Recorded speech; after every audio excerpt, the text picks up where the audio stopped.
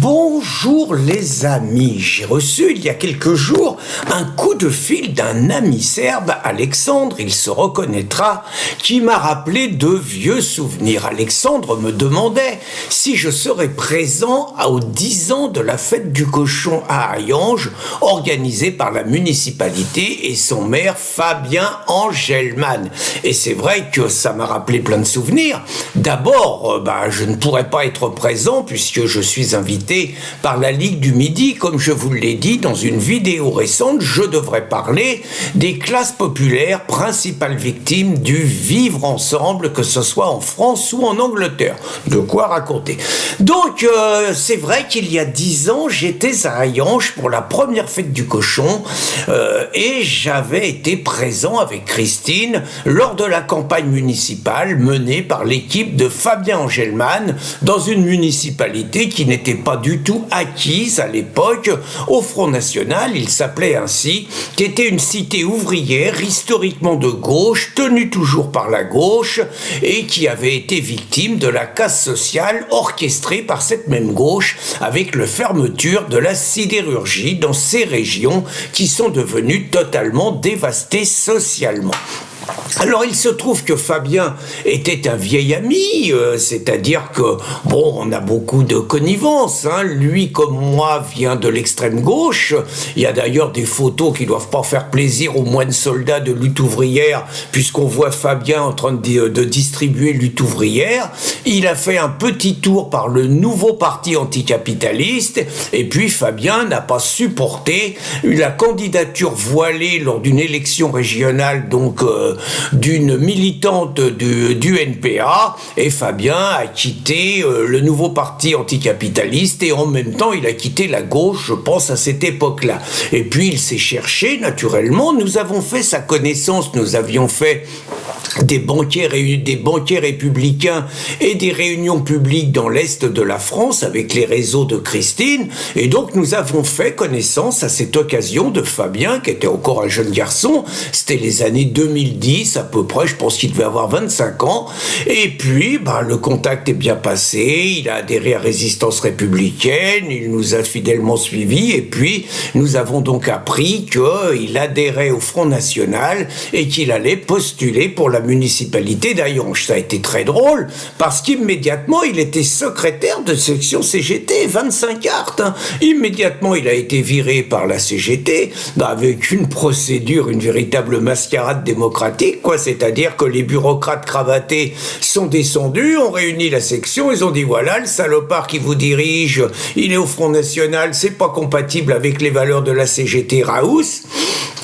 Les militants ont dit, attendez les camarades, vous nous racontez que la CGT c'est la démocratie à la base, on vote. Les bureaucrates pas habitués, et 20 voix sur 23 ont voté pour le maintien de Fabien dans la section syndicale à la tête de sa section. Naturellement, les bureaucrates ont réagi en bureaucrates et la section a été dissoute. C'est beau la démocratie. Fabien a essayé de faire des plaintes, Collard comme avocat, je pense que ça n'a jamais abouti, et puis chacun a fait son chemin. Donc Fabien a réussi un exploit extraordinaire en prenant la mairie d'Hayange. J'étais présent au deuxième tour, c'était grandiose. Les gauchos avaient la bave aux lèvres, ils étaient hystériques, menaçants physiquement quand même. À un moment, on a lancé, ça les a un peu agacés, le fascisme ne passera pas. Alors là, les mecs, ils sont devenus fous.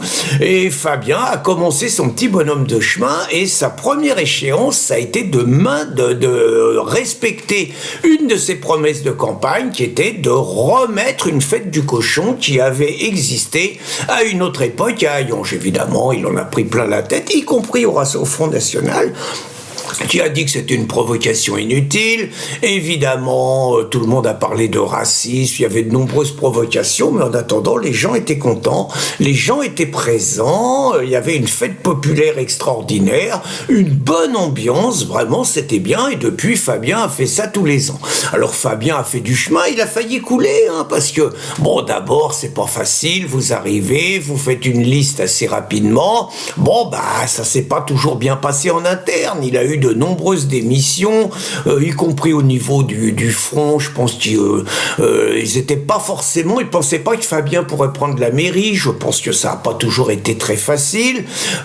Donc, en dehors du torpillage interne, bah, évidemment, il a failli se faire à cause des comptes de campagne. Vous savez, les juges peuvent vous torpiller un candidat en disant que les comptes de campagne sont pas valables. Ça y est passé au ras des moustaches et puis il s'en est sorti.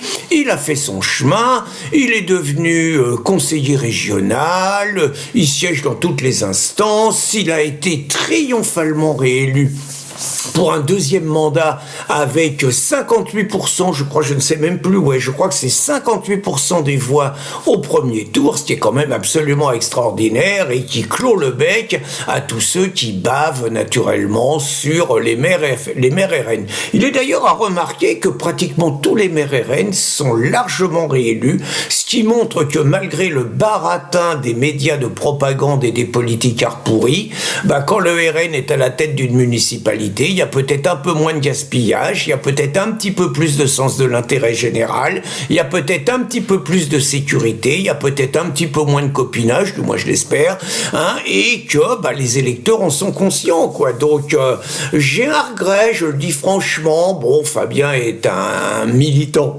discipliné, mais je trouve vraiment que quand je vois le nombre de députés RN qu'il y a à l'Assemblée nationale, je regrette vraiment que Fabien n'en fasse pas partie, parce qu'à mon avis, il avait largement sa place. Mais Fabien est discipliné, on lui a demandé de laisser la place à Laurent Jacobelli, qui est une pointure au RN et qui a un profil de cadre du RN, voire de ministre si le RN arrivait. Et donc Fabien n'est que suppléant. Je trouve cela dommage et j'espère qu'un jour on verra Fabien continuer la carrière méritoire et exemplaire qu'il a.